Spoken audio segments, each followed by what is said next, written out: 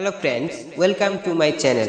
আজ আমি আপনাকে এম.এস ওয়ার্ড ডকুমেন্টের এমন 5টি গুরুত্বপূর্ণ কৌশল শিখিয়ে দিব যেগুলো আপনি ব্যবহারিক কাজে প্রয়োগ করে নিজেকে আরও অভিজ্ঞ করে তুলতে পারবেন। তো চলুন ভিডিওটি শুরু করা যাক।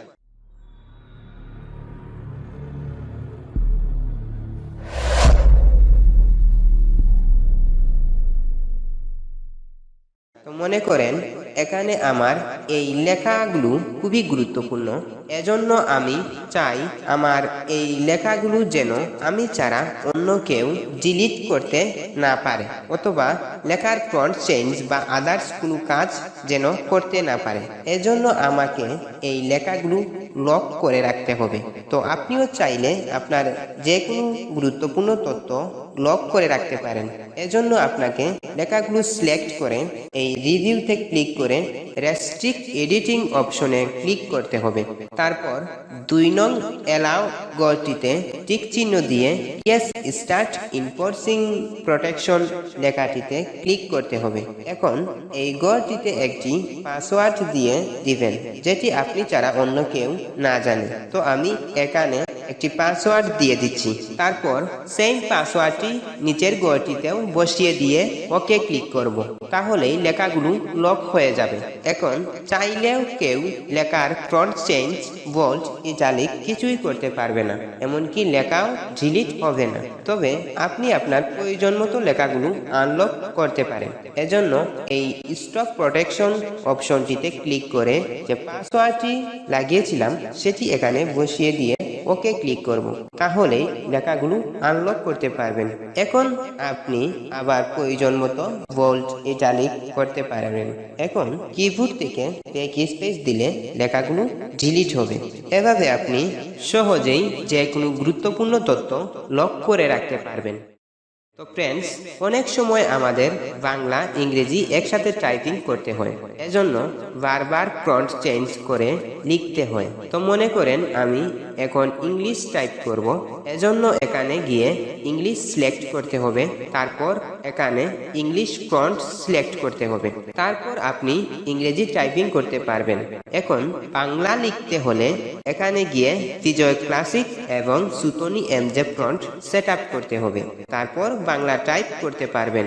কিন্তু এইভাবে বাংলা ইংলিশ টাইপিং করতে গেলে বারবার ফন্ট চেঞ্জ করা একটি বিরক্তিকর হয়ে পড়ে। তো আপনি চাইলে একটি শর্টকাট সেটিংস এর মাধ্যমে ফন্ট সেট আপ করে রাখতে পারেন। এজন্য ফাইল মেনুতে ক্লিক করে এই অপশনে ক্লিক করব। তারপর কাস্টমাইজ রিবন এ ক্লিক করে কাস্টমাইজে ক্লিক করব। এখন কিবোর্ড থেকে শিফট এফ দিয়ে ফন্ট অপশন নিয়ে আসব। তারপর শিফটটি ক্লিক করে টাইমস নিউ রোমান ফন্টটি সিলেক্ট করব। তারপর এই বক্সে এসে কন্ট্রোল 1 দিয়ে অ্যাসাইন অপশনটিতে ক্লিক করব। তারপর এখানে এসে সেইমভাবে শিফট এফ দিয়ে ফন্ট অপশনটি নিয়ে আসব। তারপর এখানে এসে শিফট এস দিয়ে সুতনি এমজে ফন্ট সিলেক্ট করে এই বক্সে এসে কন্ট্রোল 2 দিয়ে অ্যাসাইন অপশনে ক্লিক করে এই ক্লোজ অপশনে ক্লিক করব। তাহলেই শর্টকাটের মাধ্যমে ফন্টটি সেট আপ হয়ে যাবে। তো এখন আমি ইংলিশ টাইপ করব, এজন্য কন্ট্রোল 1 ক্লিক করতেই টাইমস নিউ রোমান যে ফন্টটি সেট আপ করেছিলাম সেটি চলে এসেছে। এখন সহজেই টাইপ করতে পারবেন। এখন যদি বাংলা টাইপিং করতে চান তাহলে কিবোর্ড থেকে কন্ট্রোল আল্ট্রা ভি দিয়ে বিজয় ক্লাসিক এবং কন্ট্রোল 2 দিয়ে সহজেই সুতনি এমজে ফন্ট নিয়ে আসতে পারবেন। তারপর বাংলা টাইপ করতে পারবেন। তো ফ্রেন্ডস, এভাবে শর্টকাট ট্রিক্স এর মাধ্যমে ফন্ট সেট আপ করে দ্রুত বাংলা অথবা ইংরেজি টাইপিং করতে পারবেন।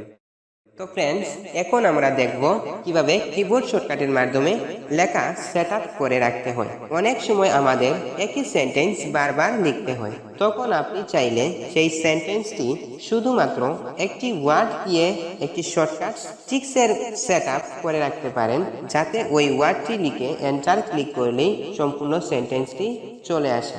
এজন্য আপনাকে ফাইলে ক্লিক করে অপশনে ক্লিক করতে হবে। তারপর এই প্রপিং অপশনে ক্লিক করে অটো কারেক্ট অপশনে ক্লিক করতে হবে। এখন এই বক্সে যে কোনো ছোট একটি ওয়ার্ড লিখে দিব। ধরেন এখানে জি লিখে দিলাম। তারপর এই বক্সে এসে যে সেন্টেন্সটি শর্টকাটে সেট আপ করতে চাচ্ছি সেটি সম্পূর্ণ এখানে টাইপ করব। ধরেন আমি ডিজাইন ঘর সাবস্ক্রাইব লিখে দিলাম।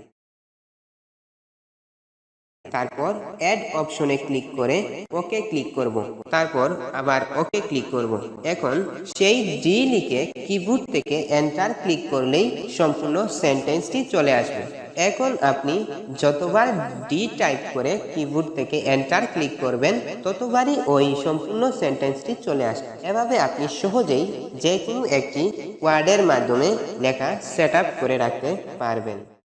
তো ফ্রেন্ডস, আপনি যদি চান আলাদা আলাদা পেজের মধ্যে আলাদা ডিজাইনের বর্ডার দিবেন তাহলে সেই কাজটিও খুব সহজেই করতে পারেন।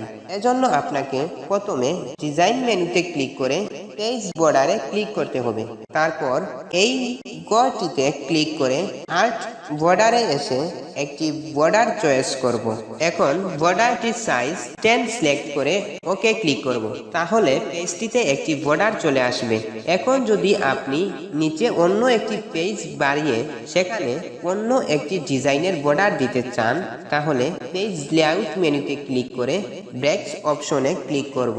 তারপর নেক্সট পেজে ক্লিক করলে নিচের দিকে একটি পেজ বাড়বে। এখন পেজটির বর্ডার যদি আপনি চেঞ্জ করতে চান তাহলে ডিজাইন মেনুতে ক্লিক করে পেজ বর্ডারে ক্লিক করতে হবে।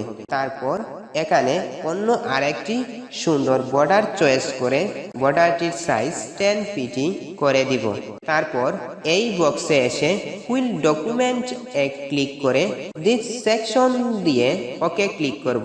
তাহলে নিচের পেজটির বর্ডার চেঞ্জ হয়ে যাবে। এভাবে আপনি সহজেই একাধিক পেজের মধ্যে আলাদা ডিজাইনের বর্ডার দিতে পারেন। তো ফ্রেন্ডস, এখন আমরা দেখব কিভাবে হাইপারলিংক সেট আপ করতে হয়। তো আপনি চাইলে আপনার যে কোনো তথ্য লেখার মাধ্যমে লিঙ্ক হিসাবে রাখতে পারেন, যাতে ওই লিঙ্কে ক্লিক করলেই আপনার তথ্যগুলো দেখতে পারেন। তো মনে করেন এই লেখার মধ্যে আমার একটি পিডিএফ ফাইল লিঙ্ক করে রাখবো। এজন্য লেখাটি সিলেক্ট করে ইনসার্ট মেনুতে ক্লিক করে হাইপার লিঙ্ক অপশনে ক্লিক করব। তারপর ব্রাউজ অপশনে ক্লিক করে ডেস্কটপে ক্লিক করব। তারপর এখানে এসে অফিস ফাইলে ক্লিক করে অল ফাইল ক্লিক করব। তাহলে ডেস্কটপের সব ফাইলগুলো শো করবে। এখন এই ডিজাইন ঘর পিডিএফ ফাইলে ক্লিক করে ওকে ক্লিক করব। তারপর আবার ওকে ক্লিক করব। এখন কিবোর্ড থেকে কন্ট্রোল ধরে এই লেখাটির ওপর ক্লিক করব। তারপর ইয়েস অপশনে ক্লিক করে ওকে ক্লিক করব। তাহলে এই লিঙ্ক করা ফাইলটি শো করবে। এভাবে আপনি সহজেই যে কোনো লেখার মধ্যে আপনার কোনো গুরুত্বপূর্ণ তথ্য লিঙ্ক করে রাখতে পারবেন। তো ফ্রেন্ডস, এই ছিল আজকের ভিডিও। এমএস ওয়ার্ড ডকুমেন্টের এই 5টি গুরুত্বপূর্ণ কৌশল সম্পর্কে বিস্তারিত আলোচনা করা হয়েছে। আশা করি আপনার উপকারে আসবে। বেসিক কম্পিউটার এবং গ্রাফিক্স ডিজাইন রিলেটেড এই ধরনের আপডেট ভিডিও পেতে ডিজাইন ঘর ইউটিউব চ্যানেলটিতে লাইক ও কমেন্টস করুন এবং সাবস্ক্রাইব করে সাথেই থাকুন।